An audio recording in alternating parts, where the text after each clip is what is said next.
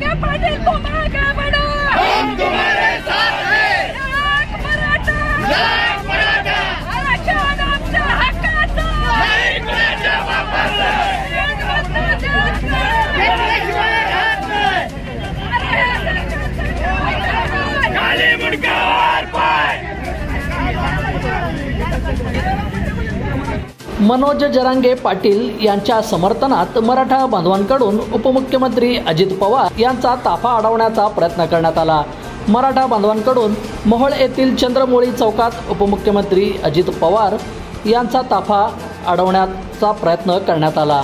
Shirt काढून अजित पवार यांना निवेदन देण्यासाठी मराठा बांधव थांबले होते। निवेदन देण्यासाठी थांबलेल्या मराठा बांधवांना पोलिसांनी केला मज्जा। अजित पवार यांचा ताफा जात असताना मराठा बांधवांनी केली जोरदार घोषणाबाजी।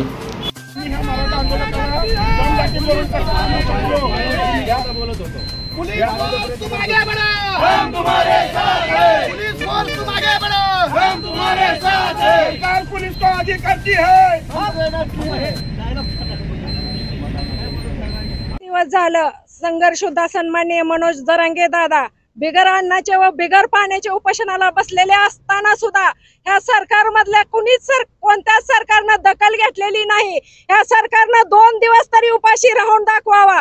सरकार फक्त म्हणतंय माझी लाडकी बहीण योजना, माझी लाडकी बहीण योजना।